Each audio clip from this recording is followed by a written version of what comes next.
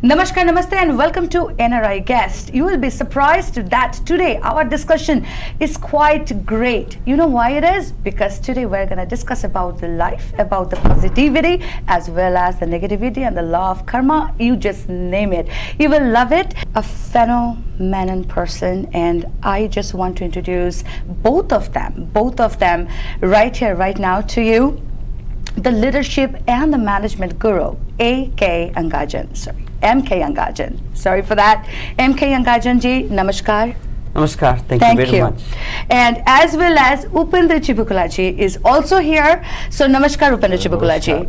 And today actually we're going to discuss mostly about Mr. ANGAJAN's visit towards US and NJ, and what is the purpose for your coming here, and what is your focus mainly? I've been coming to North America for the last 10 years, so I make every year I come here.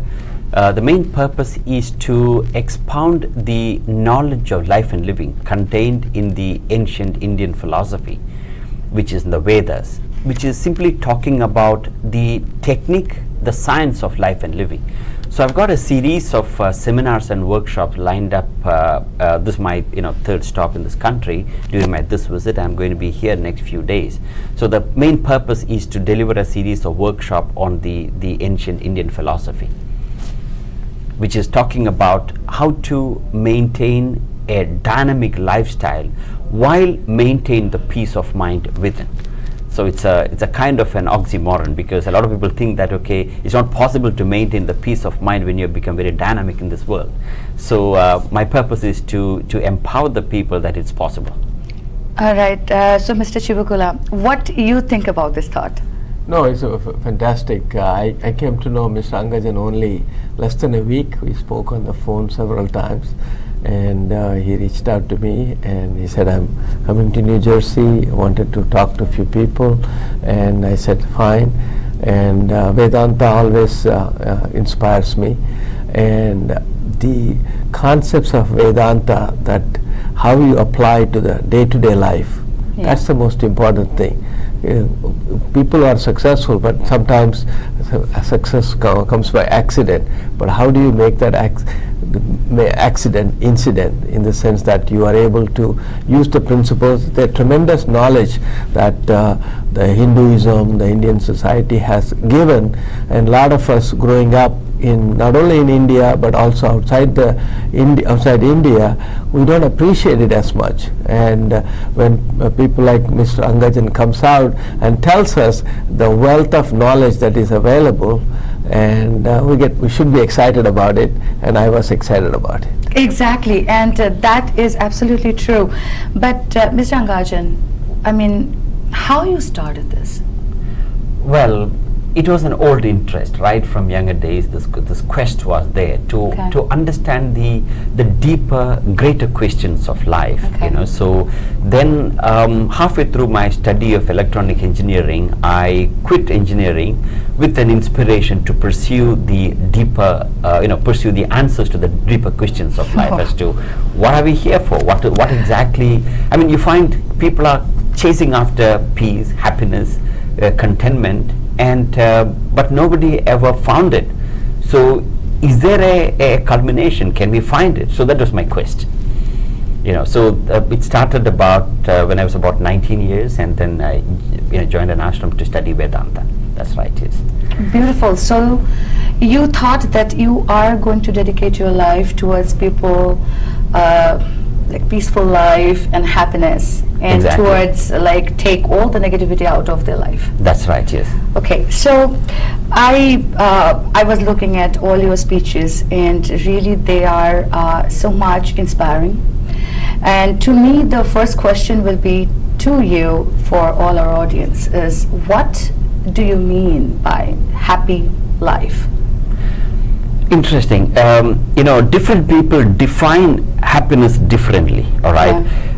Almost every every human being in this world think that if I get something, I'll be happy. There is a lot of people go through what I would call as the if only syndrome.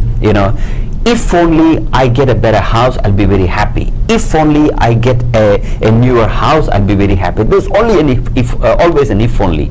Now, so long as we are chasing the if only, we will never be happy. All right. So to answer your question, what is happiness? Happiness comes when your agitation ceases. Happiness comes when your desire ceases. Very often people ask me this question: what are the characteristics of a happy person? Yeah. Or what are the habits of happy person? Yes. All right. There's quite a few, but one of the foremost habit of a happy person is when you wish happiness for the other people. When you celebrate other people's success, when we celebrate other people's happiness, we become happy. The whole universe functions. Is it true? Because these days you don't see these things. These we read in books. That's why very few people I met or I got that. It is very hard to find. Whatever you were saying, that I heard before. It is so true to believe that people can think like that. It is possible. That's why, those people who don't think they won't be happy, you will find people, happiness, the peace, happiness, contentment of people is in varying degrees, all right? So there are people who are, let's say, 10% happy, there are people 50% happy, there are people 70% happy, 80% happy, it's become rare, all right? But the truth is that, the real happiness comes when you are happy for other people. If you go back to our ancient Vedic slogans, one of the slogans that almost every religious person, the temples and religious organizations, they chant is Loka Samasta Sukhino Bhavantu. May all the people in all the world be happy. Only when we genuinely wish happiness for the other people, other beings, happiness comes to us. The whole universe functions on the principle of reciprocity. Reciprocity is that what you give to the other people, you get it.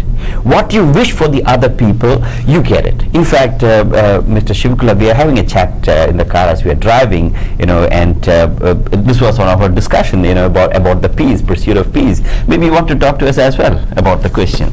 Oh, well, I think happiness, as you said, it depends on the different person. But a lot of the times I was saying that the people look for happiness outside.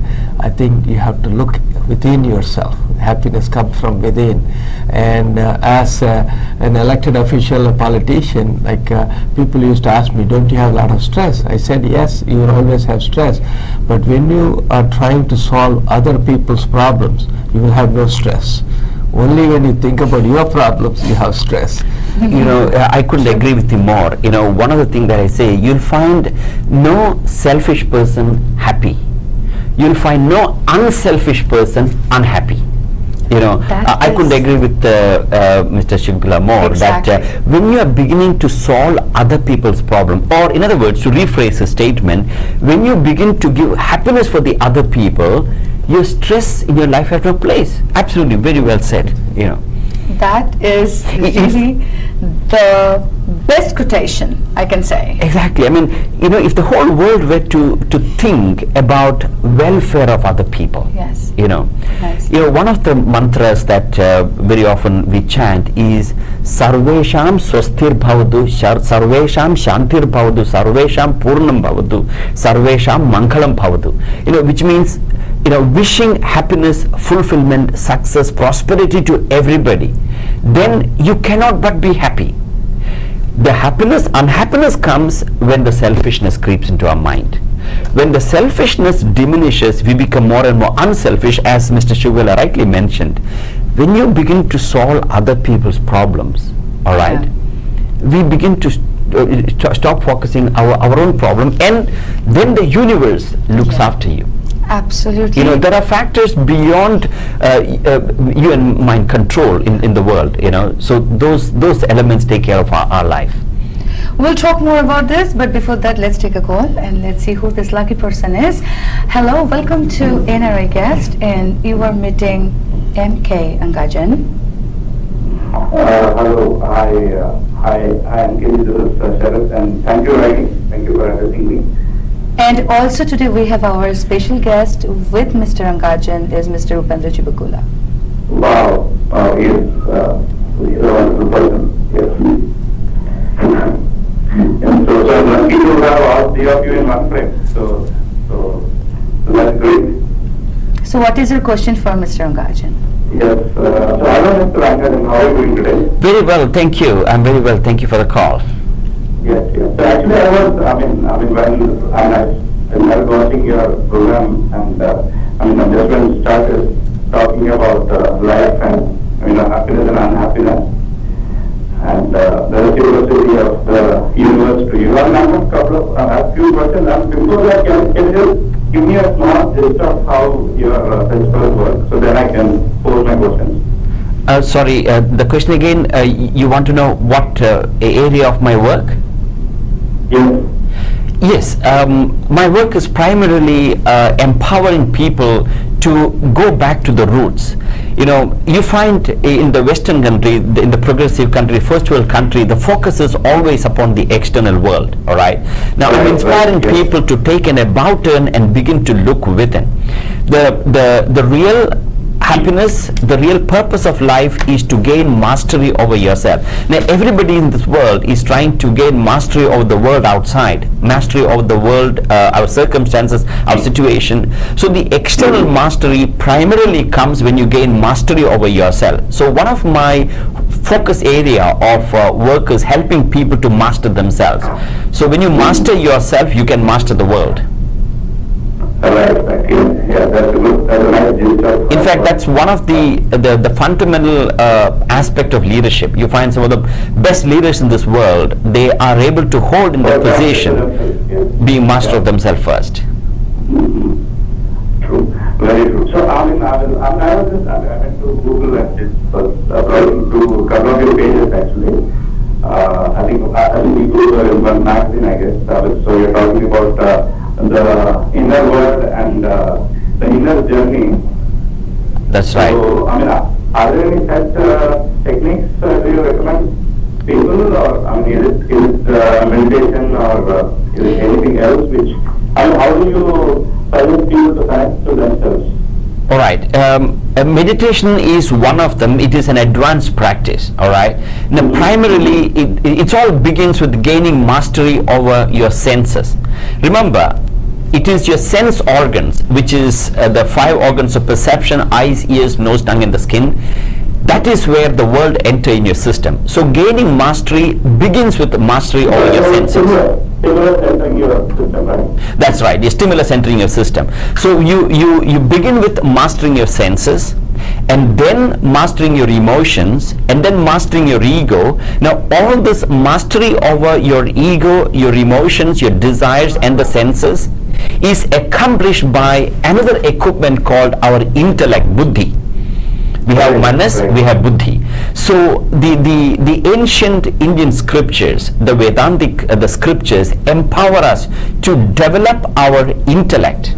Once the intellect is strong enough, it can control the emotions, it can control the ego, it can control the senses, and then you find you are a master of the world outside. So, and then that will eventually help you to meditate. The problem today is that everybody wants to go and meditate straight away. All right. Of course you can. To the extent you gained mastery over yourself, to that extent you can meditate effectively. So our self-control, sense control, emotional control, and meditation can go parallelly. In the sense, it's a virtue cycle. One helps the other to enhance itself. Okay. So you're talking about meditation as an advanced practice, as you said, right? Yes, that's like right. Once you're mastering your senses and gone beyond that, and then get a hold of your intellect, you will slip into meditation. That's what you're talking about. That's right, yes. Just to give you a little bit more insight about that, what is meditation? Meditation is the art of keeping your mind upon a single thought to the exclusion of all other thoughts. All right. So when you begin to meditate, your mind slips into any other unwanted thought, anything else apart from that you want to focus. So that is when your intellect brings the mind from its wandering to the present point of concentration. That is meditation, for which our intellect must be strong enough. quick question I wanted to ask about, because I was reading, and there were other things. I've definitely been in this spiritual journey for a while, and wanted to ask.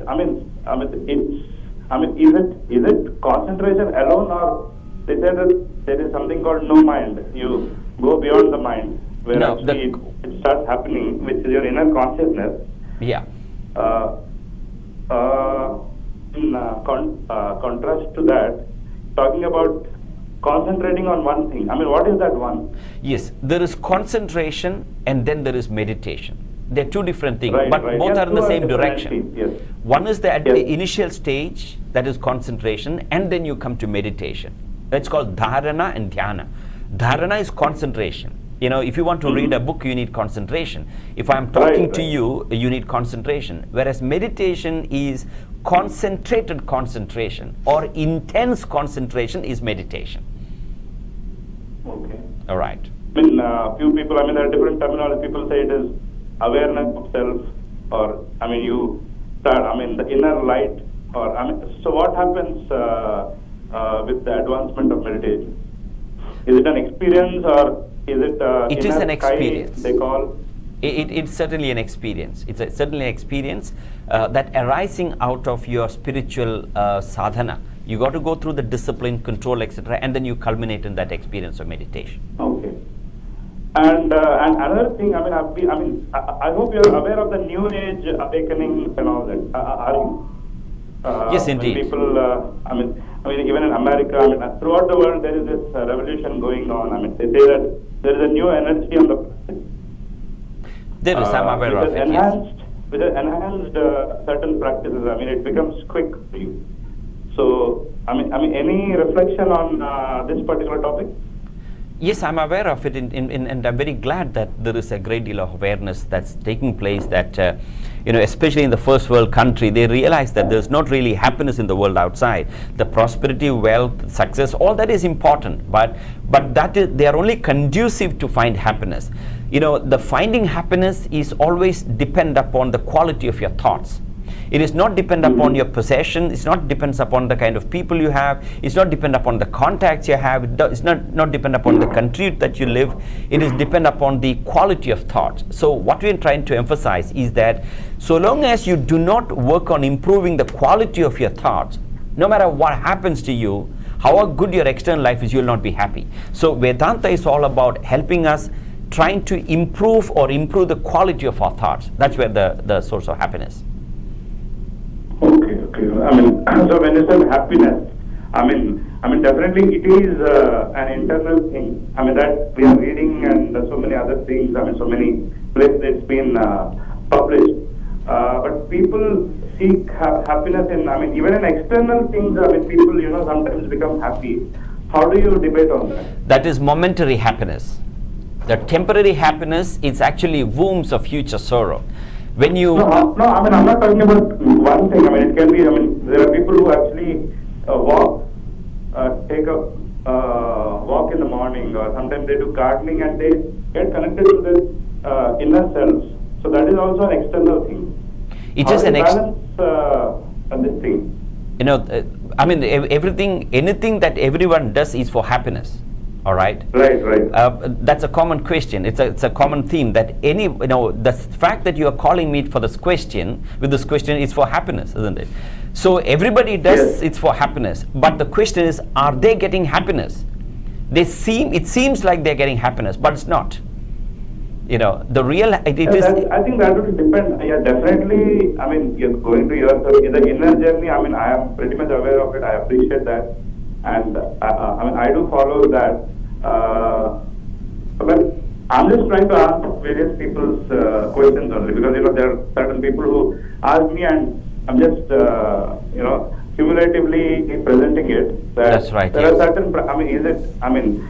There are people in Zen or some other cults who don't meditate at all. They become aware in their daily circumstances. Like suppose they walk. Like the Buddha, right? Buddha, he used to do the Vipassana walk, where he used to walk with awareness, and one of that walk was also a meditation. It is. I mean, you So can do you convert. include because they say that there is sacredness in the mundane and the physical world also. So, I mean, is exclusion a good choice? Exclusion Listen, of the physical world. if you heard me talk earlier, you can generalize and go on talking, but the point is that every activity that every human being does is for the pursuit of happiness, all right? And Correct, it yes. seems that they are getting happiness, you know, but ultimately what happens is that the real happiness comes when you take control of our thoughts, our desires, and that's one of the question that we spoke about it earlier, Yes, you know. yes, exactly. Yes, yes. All right, Sharad, thank you so much for your call. All right, Thank you all so right, Mr. M.K. Thank a you. lot. Thanks for your call.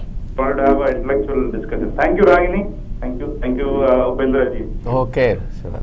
Okay. Thank you so much for your call, and I am glad that it was like okay, I'll add 1, 2, 3, 4, 5, 6, so many questions he has, but I believe that he is a spiritual person or who thinks or thought about all those points. But let's move on to our discussion. Right. As we were in the line of thinking, let me ask you this: that law of right action. Right. What do you mean by that? You know, there are two things. One is doing the right thing, and the other thing is doing things right. All right. Everybody, almost every one of us know what does it mean to do the right thing. But not everyone know to do things right. All right. See, for example, if you want to become fit, you know, a person who wants to build muscle, he wants to lose his weight, etc. If you want to do that, what do you need to do? Of course, go to gym, have a good diet. Exactly. Straight away, I would say join a gym and exercise regularly, and then the right diet, of course. We know that. That is doing the right thing. But not everybody who goes to the gym is not losing weight. There are people who go to the gym regularly, they are either still, you know, very, very thin and wiry or fat and flabby. They don't really build muscles, all right? Why is that? Because they know to do the right thing. If you want to lose weight, yes, exercise, join a gym, and start a diet. But this exercise and diet doesn't last more than 10 days. After 10 days, you're back to square one, same pastas and pizzas and burgers and other soft drinks, etc. We are not able to sustain that, isn't it? So when you talk about the art of right action, it's about doing the things right. Yeah. For example, you know, here is a young executive. He's got a very successful business that he's running, or it could be a very successful and aspirant a political or a statesman like Mr. Chivukula. You know, I'm sure you had that aspiration when you are. That's why you're what you're today. Now, what happens is when you're aspiring for something, we are always caught up with two things: either regrets of the past or anxieties of the future. All right. So when you are working in the present, if your mind is getting caught up with the regrets of the past or anxieties of the future, you are not concentrating. Or let's put it this way: if you're not focusing in the present, you're either reacting to the past or reacting to the future. You're not acting in the present, you're reacting to the past and future. That is wrong action. So when we talk about the right action, it is about the body must perform dynamic action, number one. Number two, your mind must be surrendered, dedicated to the goal, the purpose, the ideal that you're working towards, all right? And your intellect must also aware that there is a power beyond all this, you know. There must be, you can call it Allah, you can call Father in Heaven, you can call Krishna, Brahman, whatever what you want to call. But there must be that awareness. There's something beyond all this, you know. It's not just about me. So there's a power behind, all right?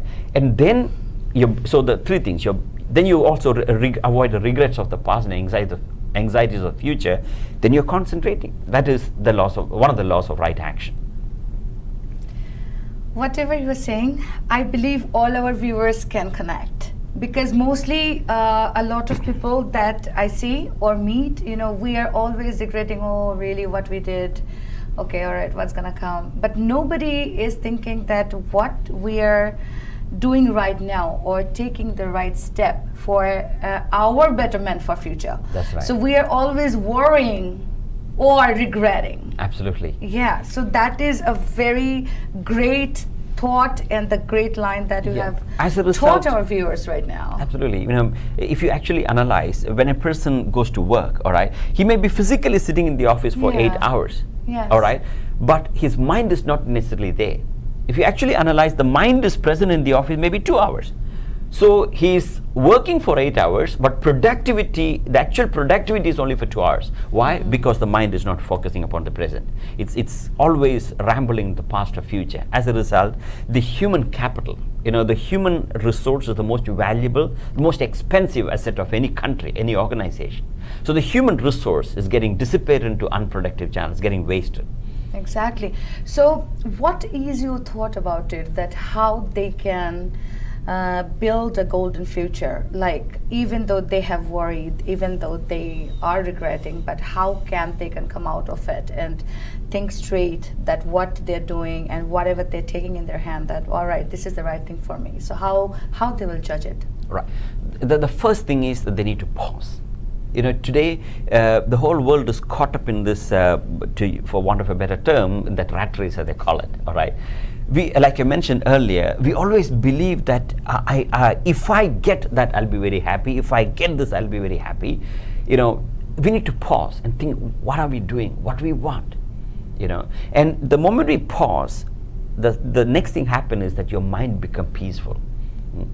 And in fact, we were having a chat as we were driving about his experience going to Kailash, and that is when he says he's got the time to pause and think. And definitely there was a peaceful experience. Maybe you can tell us about please, it's love to hear from why I'm asking him about that is that because when we took the time off from this busy workaday life, Yeah.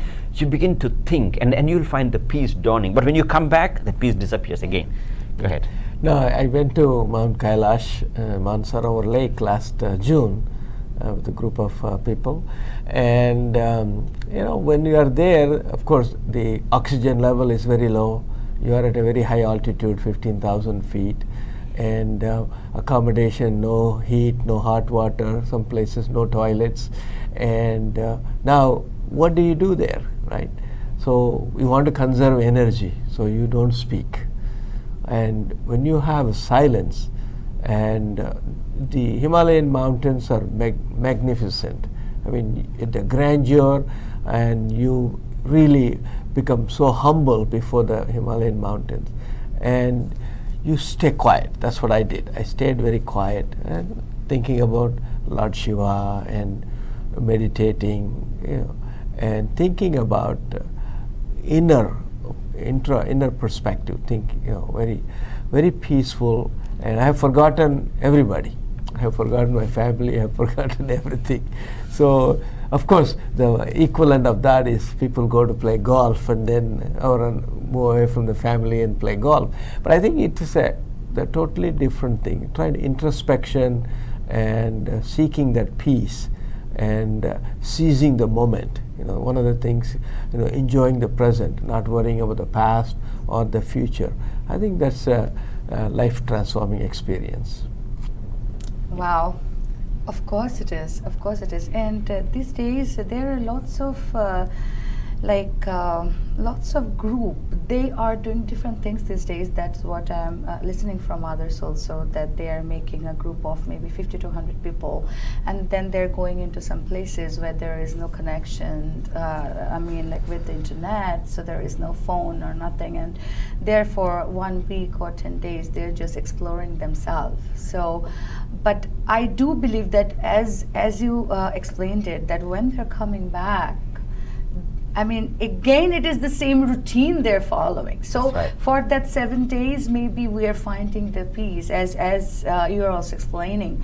But then when you came back, what was your first thought about it? Like, as you spent days over there, like less talking and like thinking about mostly towards the spiritual thing. So when you came back and started your routine, so what was your thought? Well, as they say, samsaram, sagaram, dukkam. So you are back into the ocean of sadness. And but I would not quite say that. I mean, that element of that experience still dwells in me.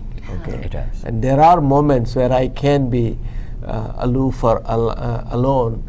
I think about my experiences, and I do. I have not lost that part. And I think the key, I think what Mr. Angajan is talking about, the way I look at it is that it is detach and attach. You know, attach to the Supreme Being and detach from the materialistic world. But you cannot detach right, without attaching first. It's like taking a step. When you're climbing the stairs, right, if you leave both the feet, then you fall down. So you have to attach to something supreme, and then you detach yourself. Wow, that is a great answer. I always knew that he is a politician, he is a person with lots of different things, but this is first time I'm hearing Mr. Chivukula talking about all the spiritual thoughts, and it is so great that I know a new human being now. Right, I mean, Yes. definitely it is there in him. Otherwise, Yes, it is. he would not come in contact with people like me, who's into philosophy, course, of spirituality, course, of Vedanta, course. etc. So the fact that we connected, it means that it is there in him. Probably you did not discover that. Yeah, this is the first day we are, but I'm happy that you are here and we are trying all these things, and all our viewers out there, they are listening to it. And the next question I would really ask you that when we describe a person, not only like the happy person or sad person or a person who is very gullible, it's not that. So sometimes we describe it as he's a very positive person and he's a very negative person. His impact is very negative. Don't go near them. So how you define that? Like how I will know that this person is positive or this person is negative? First of all, I know you don't mean that we judge people as positive, negative. No, but sometimes you can Yes, hear it from your you friends can- also yes, that, absolutely. oh my God, his points are totally so positive, so good, you know. Right. And always you hear from your friends also that you have to be surrounded by all the positive energies. That's That is right, not yes. possible. Correct. But how we can define or how we can, know that, okay, this is the right person that I can. Absolutely. Now, it's very simple, all Yes. right? There are three types of people, first of all. There are selfish people, then there are unselfish people, then there is a third variety, the selfless people, all right? The entire humanity can be categorized into three. Now, who is a selfish person? A selfish person is one, as soon as he meets somebody else, all right, he would think, what can I get out of him, all right? A selfish person always think in terms of how I can make use of the external environment for my personal happiness, my personal success, my personal glory. Selfish person. An unselfish person, on the other hand, his happiness, his success comes, what can I give it to the other person? How can I help the other person? How can I help the society? It could be a student who's studying in a university. Now while he's studying, he always think in terms of the student, the university, he or she always think in terms, yes, I come here to learn, but I also want to add value, all right? That is an unselfish person. So a person who's selfish generally tend to create the negative vibes, because not everybody want to see somebody always taking from us, isn't it? And then a person who's always unselfish makes the other people unhappy.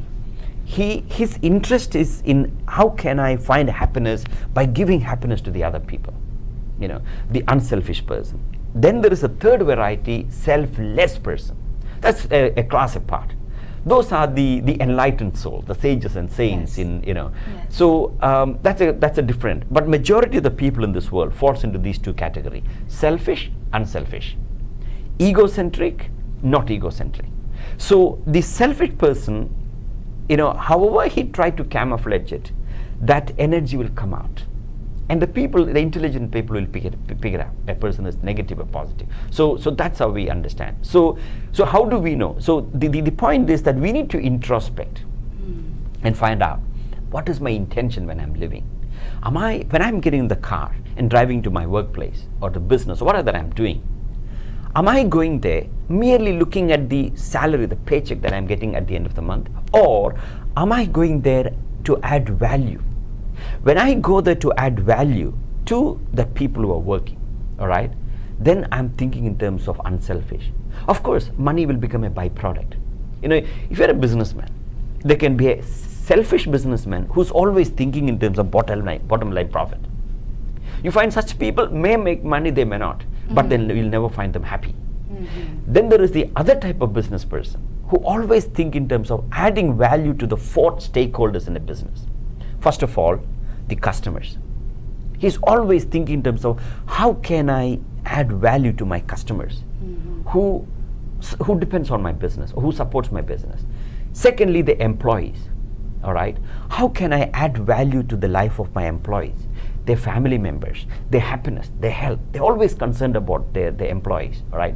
Number three, the suppliers. All right. Number four, the investors. So when a businessman is always thinking in terms of adding value to the customers, the employees, the suppliers, and the investors, he is a positive businessman. That businessman is happy. More importantly, he is prosperous. You know, a lot of people in the world are very prosperous, but the question is, are they happy? You will find a person who's really successful and happy, you can count them in your fingers. Right? So how do we, so a negative person and positive person, answer your question, it's a very general dichotomy. I would say an unselfish person and a selfish person. You know, the beauty is that unselfish person has got the success and the peace of mind. The selfish businessman will only have the prosperity, but the peace disappears. Wow. Life Mastery Foundation. Right. Let's talk about it a little bit. Yes, the Life Mastery Foundation is, I had the joy of starting. The objective of the foundation, as the very term suggests, is to help people to master life. And our slogan is that the only way to master life is to master yourself first. You know, so the primary objective of the foundation is to educate people. You know, there are two types of education. One is the academic education. Everybody focus upon the academic education. Academic education teaches you how to make a living. Then there is another type of education, which is the value education or the spiritual education, which teaches you how to live effectively. So everybody who learned how to make a living not necessarily know how to live effectively. You find it's not uncommon to find people who have a prosperous, very, very flourishing business, and they have all the other material prosperity and everything goes with that, all right? But you often find their health is not doing very good. Their family life is not up to the mark. The life of the children is not so great. Some of them are divorced, etc. Why is that? Because we are only focusing upon, or they are only trained as to how to make a living. How to live effectively needs a totally different education or learning altogether. So the objective of Life Mastery Foundation is to empower humanity upon the other aspect of education, which is how to live effectively. And that requires us to explore the inner world. You know, as we mentioned earlier, Mr. Chivukula mentioned that the world outside, you know, the happiness is only, you can get it inside.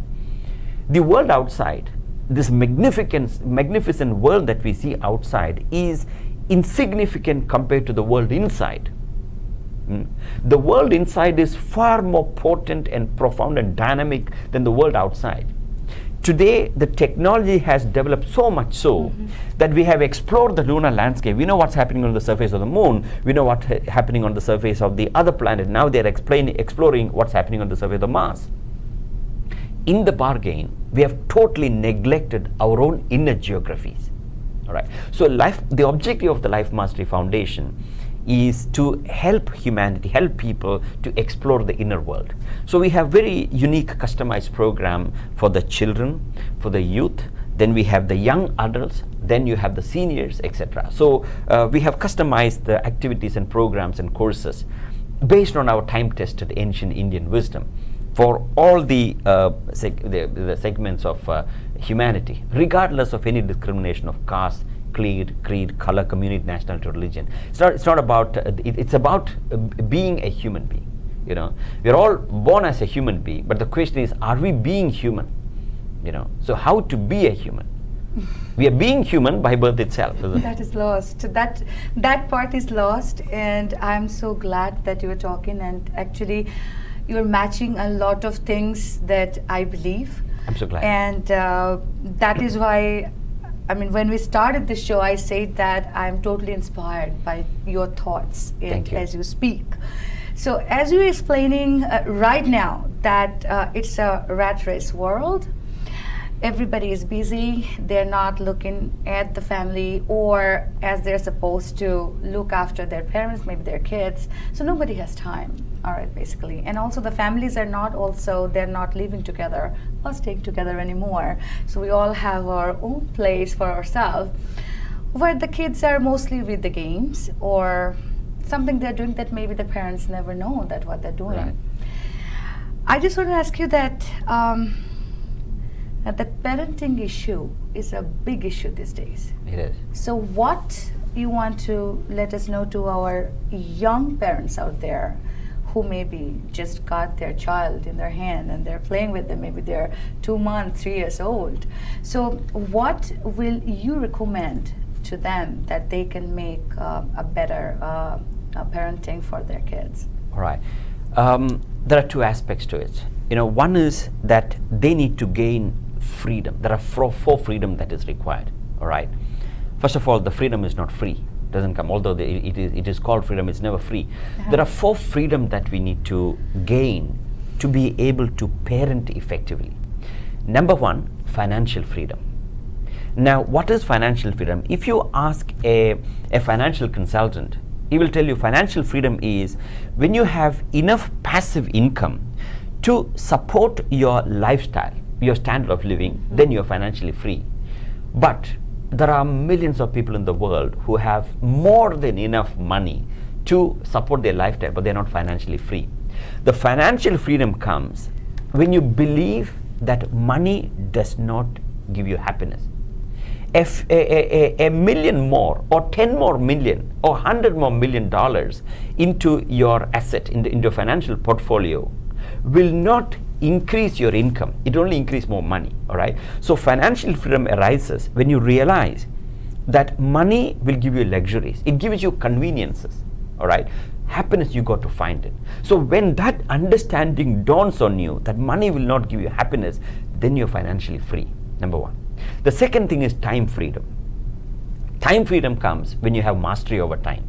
And you cannot gain mastery over time without mastery over yourself. In fact, time management, it's a concept that people often talk about. It's a misnomer. You can't really manage time. It's all 24 hours for everybody. A statesman like Mr. Chivukula, yourself, myself, a businessman, you ask a student, everybody has got 24 hours. All right. So you manage yourself first to be able to manage time. So you need financial freedom. Number 3, emotional freedom. All right. Now, emotional freedom is when you believe that a person inside your house, could be a child, your mother, your wife, anybody, all right, if you're dependent upon the other person for your emotional happiness, then you're not emotionally free. For every parent, if the child, it happens to almost every parent, when the child becomes in 19 or 20, finish the school and go to higher education, they have to leave the house, the home, and live in a different country, different city, etc. That's when the mother starts missing the child, or the parents start missing the child. They're not emotionally free. So to be able to parent effectively, you need emotional freedom. And lastly, purpose freedom. Purpose freedom is that if you're always thinking that, okay, one more property to add to my portfolio, or 1 more million, or this objective, I'm not saying don't pursue it, by all means pursue it. But if you believe that adding that 1 more property, 1 more million, to your financial portfolio increase your happiness, if you're believing that, then it's a problem. All right. So the 4th freedom is purpose freedom. So fundamentally, we need to have these 4 freedom to be able to parent the child effectively. Otherwise, today most parents are caught up in what I would call as, they believe parenting is all about financing. They believe, okay, I need to parent, so therefore I need to work very hard, so leave enough asset for the children to inherit. They believe parenting is all about paying children's school fee and college fee, providing them whatever. That's not parenting. Parent requires much more deeper aspects than that. many parents thinks that okay, it's all about leaving the valuables for the children. It is more important to leave values in the children rather than valuables for the children. So we need to bring about a paradigm shift.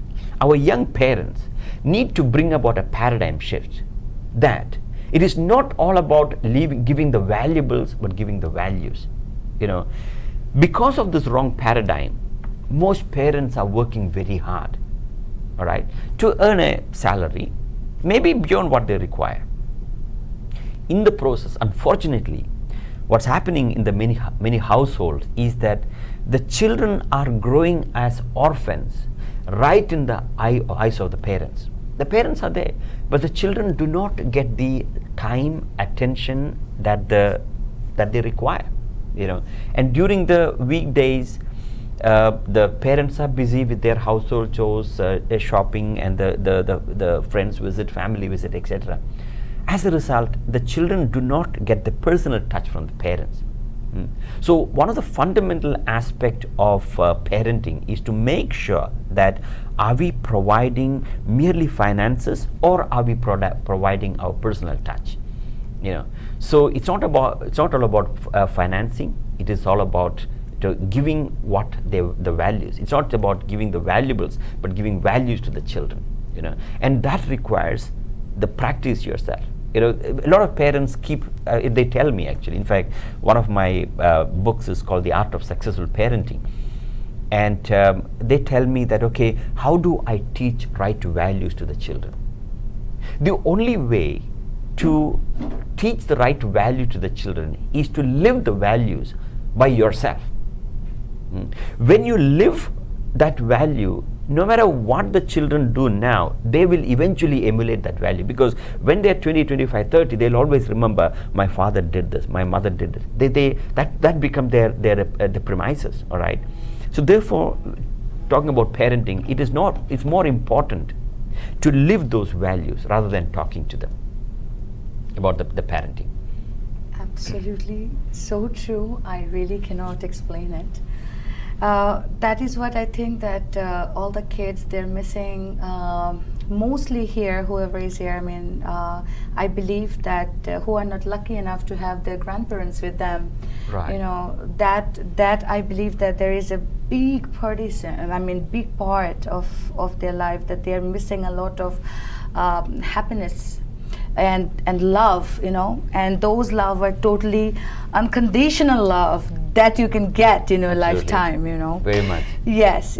So I really believe that over here, yes, we have a good life and everything, but I can say this to all my viewers, and I think that they are all going to accept it also, that we miss that connection, that family connection. It is. So very In much. fact, you touched on a very interesting thing, that how grandparents become attached or more closer to the grandchildren.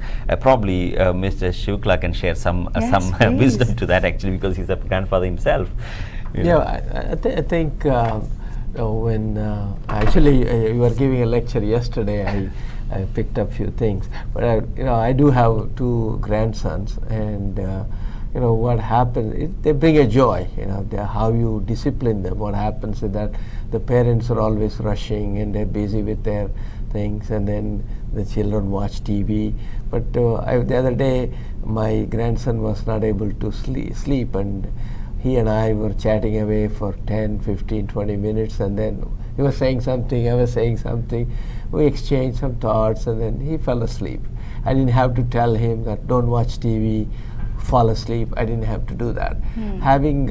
He was so happy that I paid attention to him, gave him my time to talk about things of whatever of his interest, as well as what I could shed some light on. And I think that is the important thing. People these days, the parents, as Mr. Angajan said, that they're so busy. They're working hard and to bring the money home and all the things. And so they're exhausted at the end of the day, and they don't have the time to have that nurturing of the children.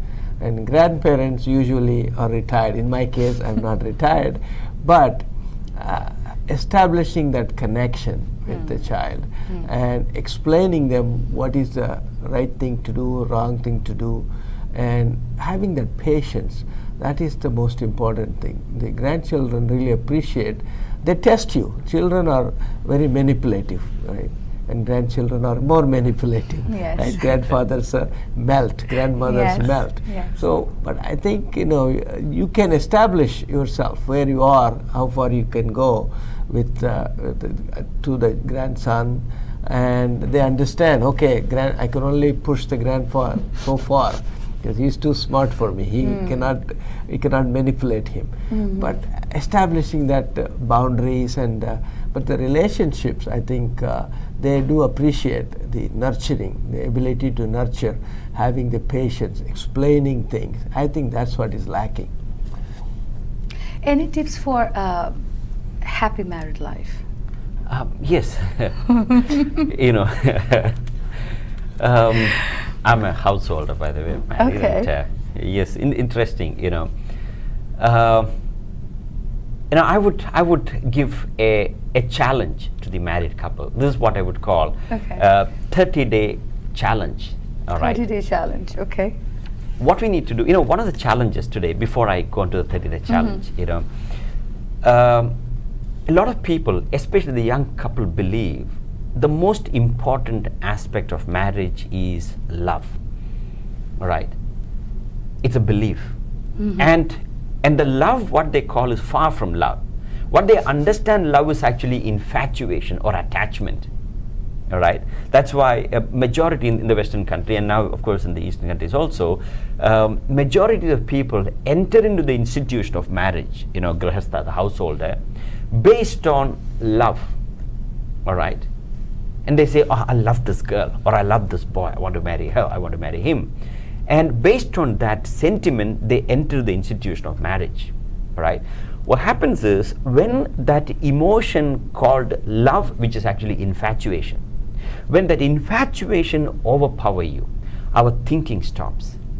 Our ability to make the right choices, our ability to make the right decision gets totally impoverished. You know, when you are under the influence of this emotion, everything we do is topsy-turvy. What is right we understand wrong, and what is wrong we understand right. So therefore, you know, I often tell my audience, or you know, when you are excited, never make a decision. When you're angry, never respond, never make a commitment. You know, when you're sad, never respond to email, because what you write will not be what you want to convey. Everything will appear topsy-turvy. And same thing happens when you are under the influence of emotion, when you fall in love with somebody. All right. So they begin with the idea of being in love. All right. But they forget the other two aspects. For a successful marriage, there are three elements. One is love, trust, and respect. They are deeply in love, but the element of trust and respect is not focused upon. Oh, okay. So when you contribute the component or the element of trust and respect to love, it becomes reverence. Love without trust and respect is called infatuation. It is possessiveness. That is when the couple begin to treat the other spouse as an object of possessions. You know. So when you incorporate trust and respect to marriage, it becomes reverence. So therefore, the husband, it's not enough to love the wife. Husband must revere the wife, and the wife must revere the husband.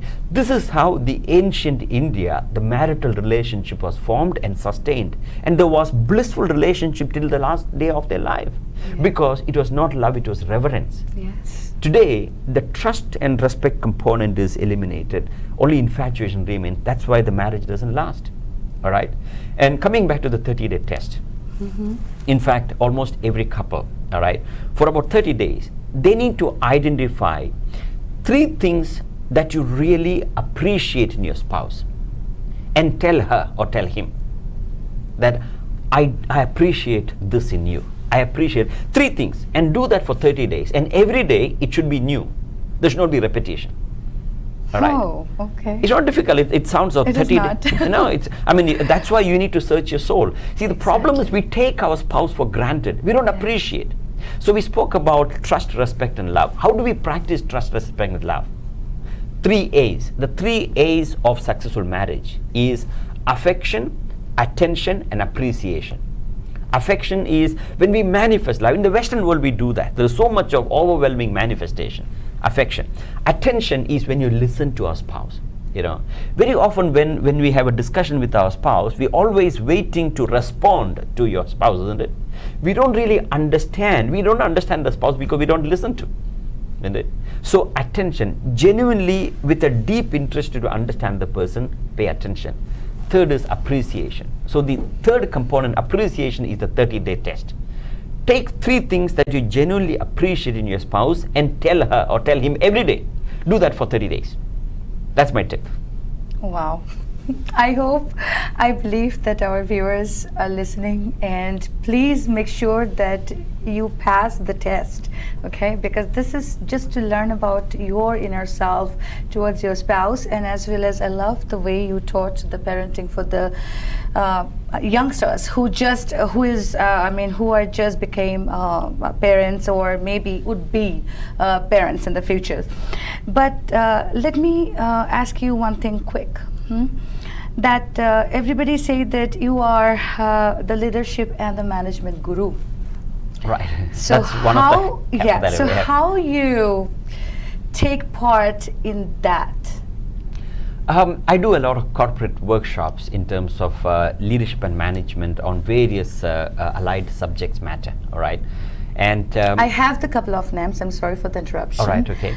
I have the couple of names that I really want to take and share with our viewers. That is BP, L&T, IBM, Toyota, Fujitsu, Eskom, Volkswagen, Tata, Reserve Bank of India, IIM, Nedbank, Siemens, Hindustan Petroleum Corporation Limited, and I really cannot say it all. It's a big, huge list that you are involved with the corporate had the segments. privilege and fortune Yes. of working to some of the Fortune 500 companies and a few Navaratnas, as they call in India, the 9 gems, teaching them the ancient Indian leadership approach. If you see, India was the richest country in the world. We are talking about just over 300 years before, all right? How did India became the richest country in the world? And they didn't have not only the riches, they also had the peace of mind, all right? How did they achieve that? There was a unique leadership style. Today what happens is that there is a foreign leadership paradigm has been brought into the world, all right? So as a result, the leaders are becoming more and more selfish. They're becoming more and more focused upon the bottom line profit, Now we need to stop looking at the bottom line profit only. We need to stop looking like at the 4 components that I mentioned to you about. Now when you focus upon those, you will find let's put it this way, the best leader in this world are those who work for a larger purpose, a higher cause. Anybody who begin to look, it could be a statesman, a statesman like a politician, a statesman like Chivukula here, or a businessman. It could be a spiritual leader. No doubt the spiritual leaders are always thinking in terms of the larger interest, but any leadership aspect, all right, the first thing is, does the leader has a purpose? Purpose means, everybody talk about goal and target, etc. Yes, goal is okay, but purpose means when you identify with the interest of larger number of people, all right, that is the foundation of a leader. When the leader, his pursuit, approach, leadership style is founded upon adding value to larger number of people, there you'll find a profound leader. If you don't understand this philosophy, take statistics. Right. So I empower this to the corporate leaders, right from the top to middle and lower level as well. And you find there is happiness. There is some of the companies struggling from employee turnover. The happiness quotient is very low, and they try to, when the happiness quotient is low in the company work environment, they try to add incentive, but incentive makes people even more greedy. But there is a different approach, so that there is happy people, there is effective people, there is productive people. More importantly, there is happy people. Happy people are productive people. That's the law. And we have a series of workshop on the topic, the law of karma, happening at the Bharat Seva Shrang at the Kendall Park, starting tomorrow, every evening from 7 to 8:30, on the topic, the law of karma, which is actually talking about the laws of action that we spoke about earlier. We'll be talking about the parenting skills, the relationship, and why some of the very successful people are not really happy, and why our life is the way it is, or is some people think that is life very unfair. So many of these deeper questions of life will be answered, you know. So starting tomorrow at the Bharat Seva Sangh Ashram in Kendall Park, 7 to 8:30, starting from tomorrow. Okay, great. And all right, Mr. Chivukula, as he was talking to me, I found a question for you. Okay. I thought that I'll ask you that. We're talking about success, we're talking about the management of our own self. So what do you define by success? I think ultimate success, you know, one way the human beings look at success is procreation. So you want to pass on and create the next in your generation. But the success is, you know, I mean, it's not the financial success. It is not the material success. I think it is contentment. You know, if you are able to, I mean, you cannot suddenly become sannyasi and leave everything. You have to live your day-to-day life, and you have to do your karma, right? That means you have to do your duty to your wife, your mother, your son. You have to do all that. But while doing that, it's a given. It's a given. You have to do that. But I think looking inward and achieving that peace, and I think that is what success is. If you are successful, you will know that you have achieved that peace, and you stop living for yourself, and you are trying to live for others' happiness, and that is successful. Wow, it is really nice, Mr. Chivukula, and I'm really honored and privileged that I'm with Mr. M.K. ANGAJAN, and we're learning so many things, that how you can correct yourself, how you can find yourself, how you can maybe go fight with your inner self to be somebody better and with full of power of positivity. That's what I'm learning from you, and that is why this whole 1 hour is quite mesmerizing for me. I just believe that for all my viewers out there. Thank you. And also, I would like to talk about your CDs and your books that anybody can go and listen or buy. Yes, they could do it online. They could send me an email, and my one book is called Value Systems for Success, and the other one is called From Gods to Godhead: The Meaning and Purpose of Hindu Gods, Rituals and Festivals. You know, and then some of the other audiobooks include like I mentioned, The Art of Successful Parenting, and 12 Habits of Highly Happy People, and then The Power of Positive Mental Attitude, the Spiritual Approach to Stress Management, and 8 Daily Practices for Life Mastery. There are different audiobooks, etc. Right. And all those resources also will be available during this lecture series happening at the Bharat Seva Sangh Ashram in Kendall Park next few days, and it'll be hard copies available there during those sessions. Yeah. Okay, I just want to let all our viewers know about the address. It is 3490 NJ27, Kendall Park, New Jersey 08024. One more time, it is 3490 NJ27, Kendall Park, New Jersey 08024. Please do visit Mr. ANGAJAN and learn a lot about your life. We're just running for nothing, actually. You know, we're just running for success, but the real success means a totally different thing for each of us, and that is what the real learning that you can get from this great personality. And I would love to be there, and I would love to join you and see a lot of different aspects of life. Indeed, we'd love to see you Yes, tomorrow. yes, and also this is Now for Mr. Chivukula, I'm just going. Okay, law of karma. He was explaining, right? So we say that, okay, you do good, you get good. You do bad, you get bad. So what is your thinking about that? I mean, can you relate to something in your life also? No, I think we have talked about that earlier. I think a lot of times, I do this, I get something. The moment you say, I'm going to get this thing, everything gets colored. So you have to reduce the expectations. It's not easy to, I do, service without expectation. Because the result I get is your happiness. If I do that, if I look at it that way, it's different. If I say I do this, so you'll give me $5 or $10, then you are expecting. That expectation brings disappointment, because you may not. I may be expecting $10 and you may only give me $5. So then I'm disappointed. And even if you give me $10, maybe I say, maybe I should have asked for $25. So there is the Lord Buddha said that desire is the root cause of misery. Yeah. So you desire something and you get something, you're not happy, you want more. And you desire for something and you don't get it, you're unhappy. So you should, I think that's why Lord Krishna said in Bhagavad Gita, you enjoy the journey and dedicate the results to me. I am the Lord Krishna.